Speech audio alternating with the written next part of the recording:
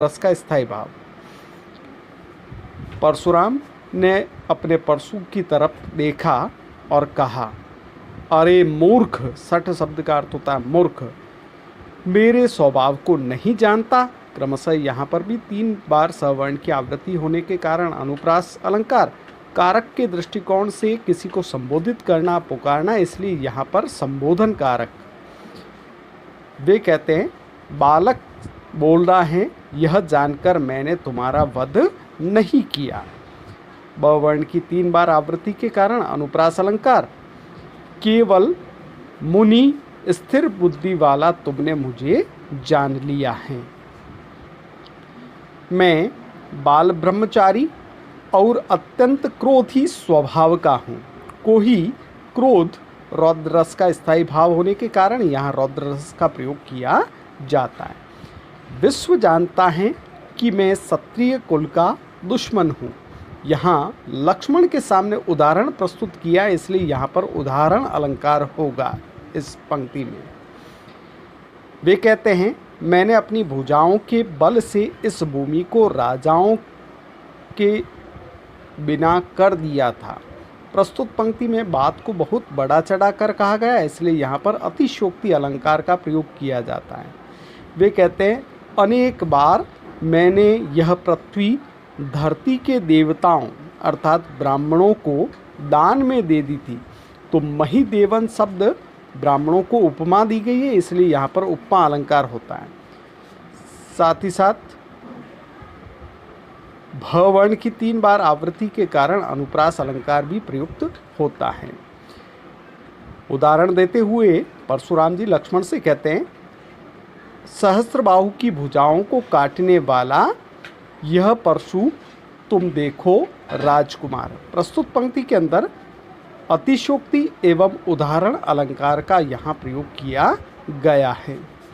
वे कहते हैं, तुम्हारे माता पिता यह जानकर चिंतित होंगे कि अब तक हमारा राजकुमार किशोर अवस्था वाला भी नहीं हुआ था। यहाँ माता और पिता द्वंद्व समास यहाँ पर प्रयोग होगा। गर्भवती महिलाओं के गर्भ भी गिर जाते हैं। मेरा परशु अत्यंत भयंकर एवं मेरे समान क्रोधी स्वभाव वाला है। प्रस्तुत पंक्ति में एक तो भय दिखाने का भाव निहित होने के कारण यहाँ भयानक रस और दोहा छंद क्रमशः, इसके बारे में भी आपको पूर्व में बता दिया गया था। वे कहते हैं, भृगु की संतान और मेरे यज्ञोपवीत देखकर तुमने मुझे साधारण ब्राह्मण समझ लिया है। तुमने जो कुछ कहा वह मैंने अपना क्रोध रोककर सहन किया है। सहु शब्द का अर्थ होता है सहन करना। प्रस्तुत इस पंक्ति के अंदर सहनशीलता का भाव निहित होता है।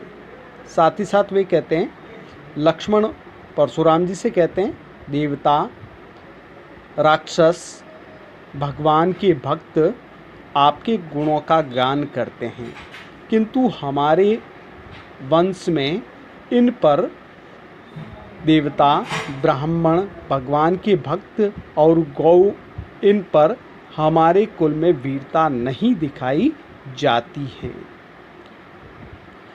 प्रस्तुत पंक्ति में यहाँ पर दया का भाव निहित होने के कारण करुण रस का प्रयोग किया जाता है। लक्ष्मण कहते हैं कि ब्राह्मणों का या इनका वध करने से पाप लगता है, अपकीर्ति मिलती है और युद्ध में पराजय होती है।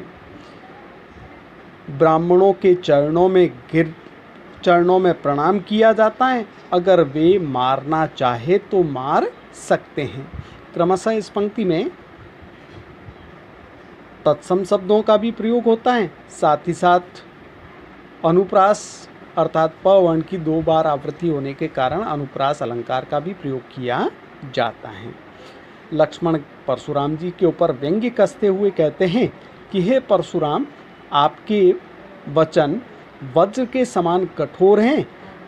आप तो बेकार में ही धनुष बाण परशु धारण करते हैं। तो प्रस्तुत पंक्ति में यहाँ पर व्यंग्योक्ति का भी प्रयोग किया जाता है। साथ ही साथ अनुप्रास अलंकार क वर्ण की आवृत्ति 2 बार होने के कारण किया जाता है। वे कहते हैं कि मैंने जो कुछ देखा और देखकर कहा, अगर वह अनुचित है तो हे क्षमाशील महामुनि, आप धैर्यवान हैं। परशुराम ने क्रोध भरे वचनों में देखा और वे कौशिक नंदन से कहने लगे। इस पंक्ति में दोहा छंद और क्रमशः परशुराम ने स्वयं के लिए भृगुवंश मणि की उपमा दी है और गिरा गंभीर या विश्वामित्र के नाम की उपमा दी गई, इसलिए यहाँ पर उपमा अलंकार का प्रयोग किया जाता है।